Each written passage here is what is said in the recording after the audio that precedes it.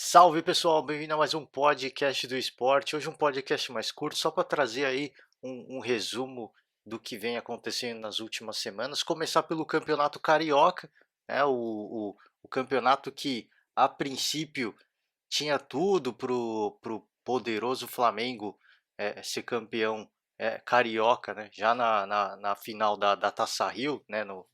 Na disputa contra o Fluminense, isso não aconteceu, tá? E eu não tô aqui ironizando, não.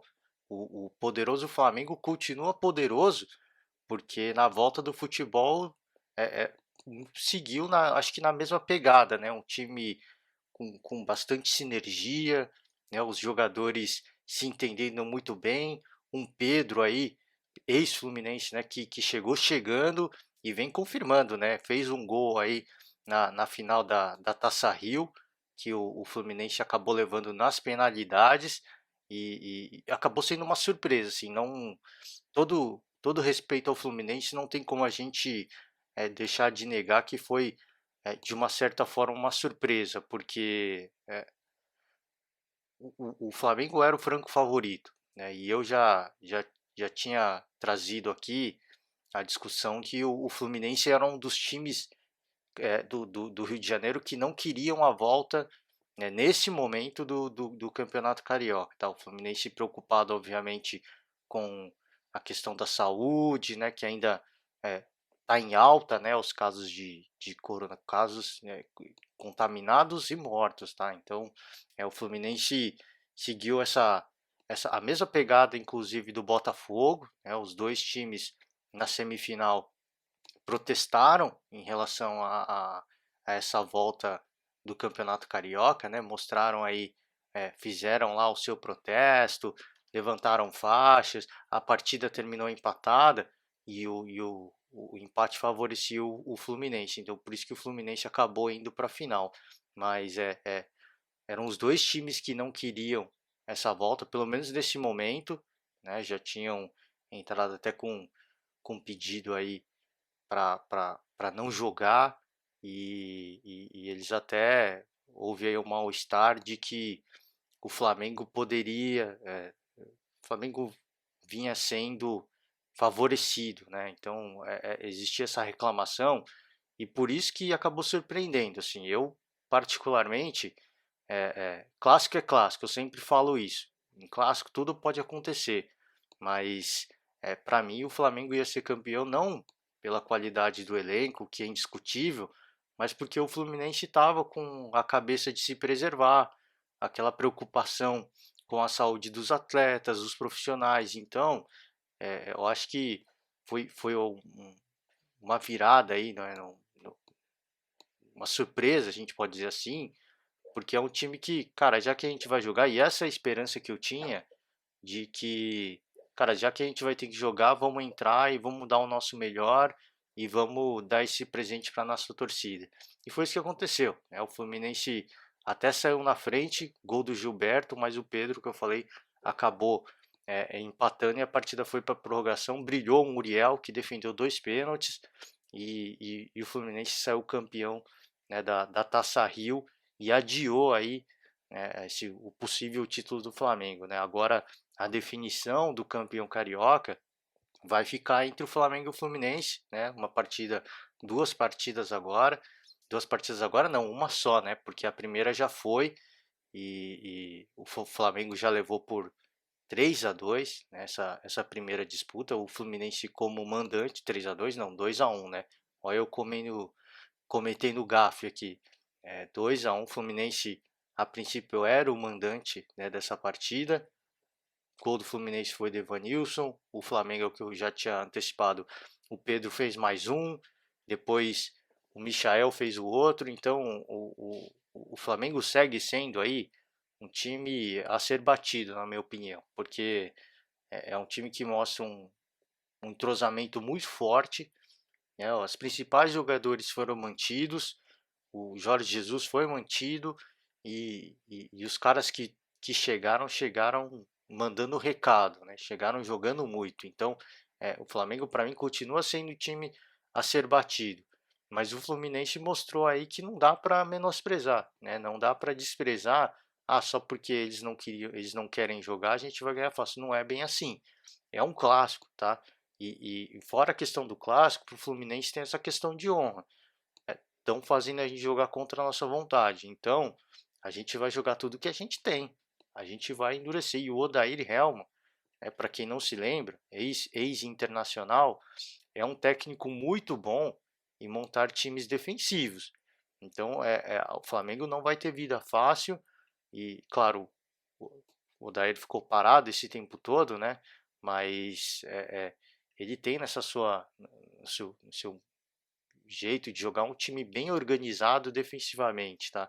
Então, não sei se teve tempo de implantar essa filosofia, mas a ideia de jogo dele é essa. E se o Fluminense comprar, né, que eu já falei aqui, já que tem que jogar contra a nossa vontade, então vai todo mundo se fechar e se unir para essa disputa, né? Então, é, é, quando isso acontece, é muito mais fácil do time absorver a ideia do treinador. Não existe aquela resistência de, não, a gente jogava assim, a gente estava acostumado a jogar daquele jeito, o técnico anterior era assim, não estou gostando desse esquema de jogo, não.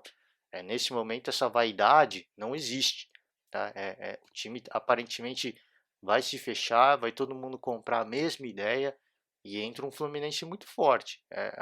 Apesar de ter perdido essa primeira partida, o segundo jogo está em aberto. Ah, mas o mandante é o Flamengo, mas não tem torcida, tá? Então fica essa questão de que ser mandante neste momento é meramente protocolar, porque isso não vai impactar em absolutamente nada, tá? Então é uma partida que segue em aberto, interessante na minha opinião, tá? Porque de novo, não é desmerecendo o Fluminense, mas para mim o Flamengo era uma final tranquila para o Flamengo levar e o Fluminense mostrou que não é bem assim. Pera lá, gente, tenha calma e tem uma coisa a mais, né? O Gabigol foi expulso, tá? No final da partida, porque ele estava demorando, ele foi substituído, estava demorando a sair e o juiz deu o segundo cartão amarelo e expulsou.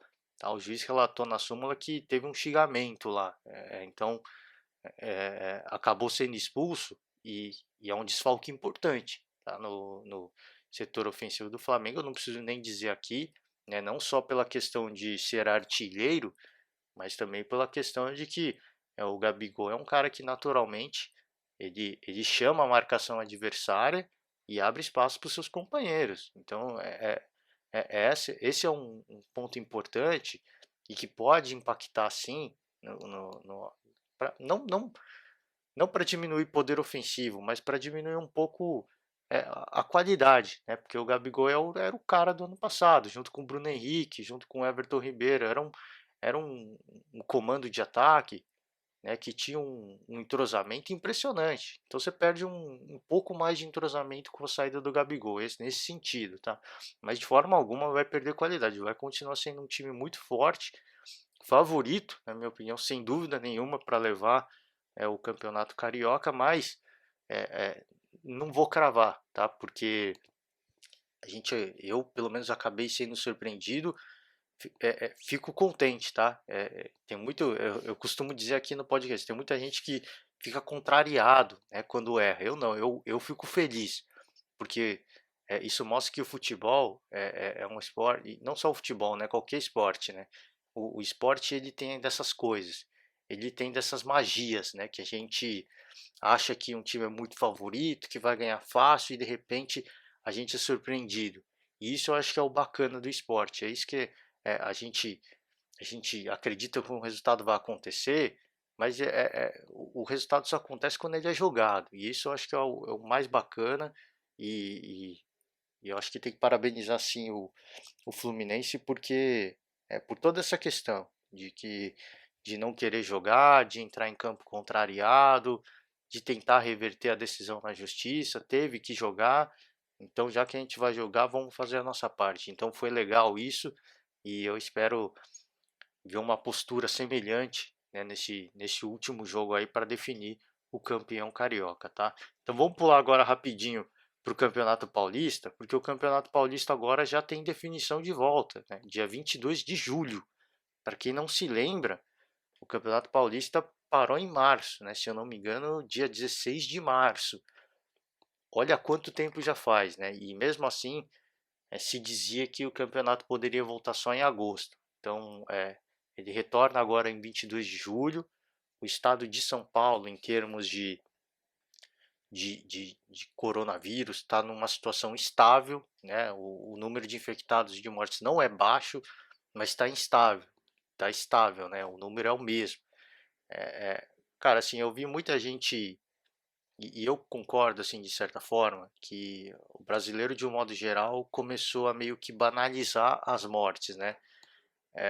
Eu, eu acredito que sim também, cara. Assim, se a gente fizer uma reflexão, o tanto de gente que não está levando a sério, claro que a gente cansa de ficar em casa, é natural, tá? Mas são números e não só e não são só números, tá? É o que falaram no começo da pandemia, são CPFs, são pessoas que estão morrendo, entendeu? Então isso é o lado sensível da coisa. Mas, de novo, eu não vou entrar no mérito aqui de discutir o que é certo e o que é errado. Eu acho que o estado de São Paulo hoje tem condições, né, de suportar aí essa volta do futebol.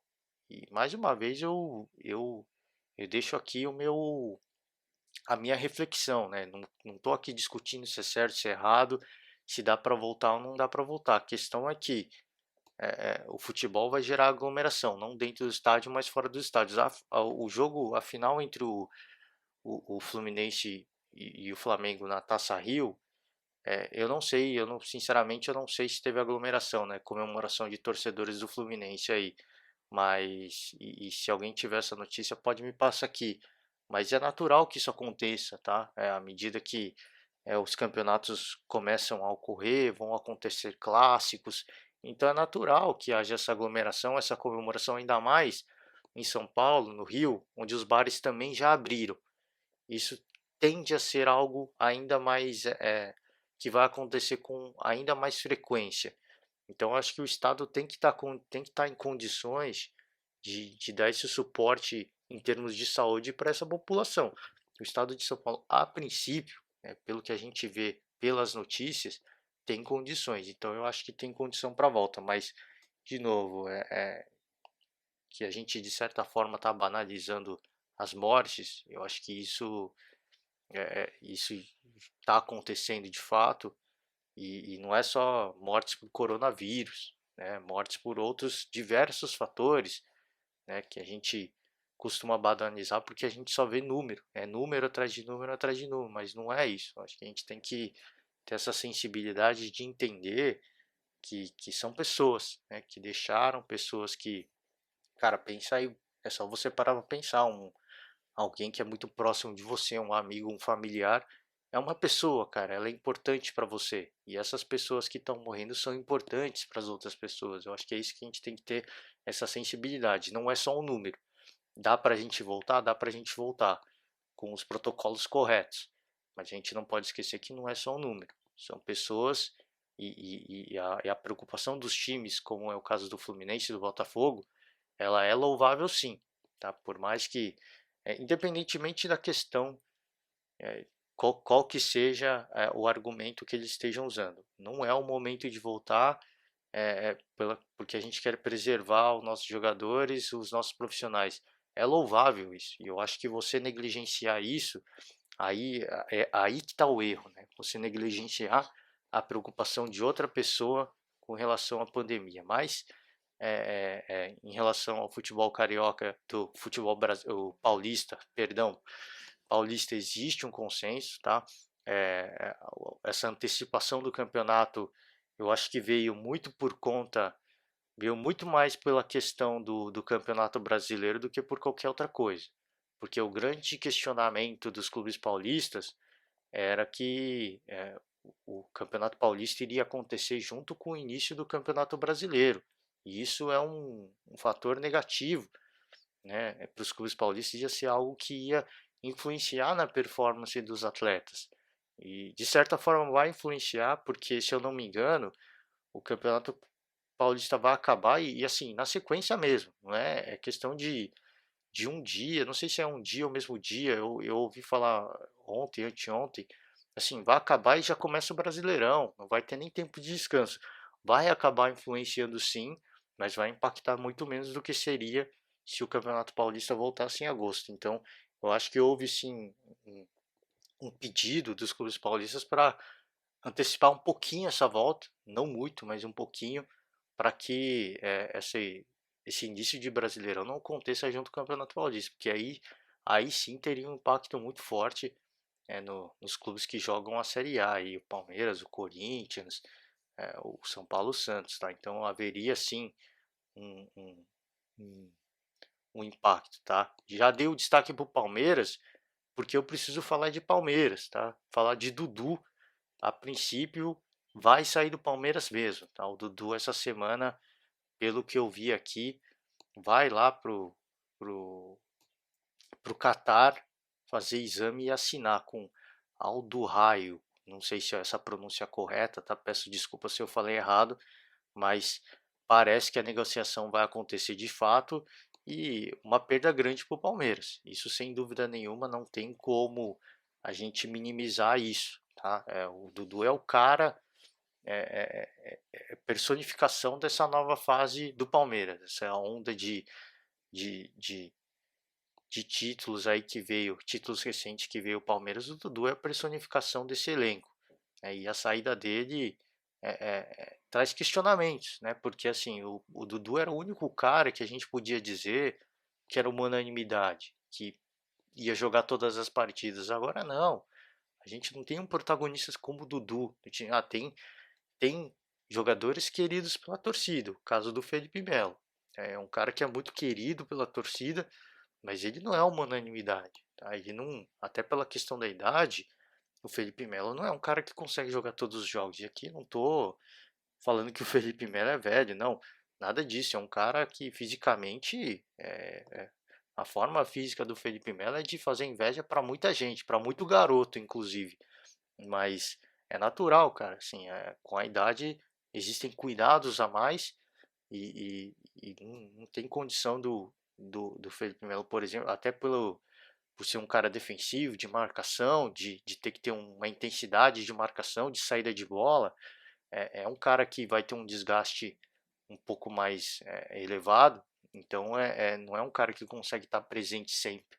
Né? Então não tem um protagonista de fato no Palmeiras agora, não, tirando o Dudu. Né? Então, claro, tem elenco suficiente para suprir a falta do Dudu. Acho que não precisa nem contratar ninguém, porque é desnecessário, mas o Palmeiras agora vai ter esse trabalho de encontrar um novo protagonista ou novos protagonistas. Eu acho que essa Dudu dependência que se criou foi legal, mas agora tem um impacto negativo. Com a saída do atleta fica esse vácuo aí desse atleta que, claro, era o xodó da torcida, mas era o primeiro também a ser cobrado quando as coisas não iam bem.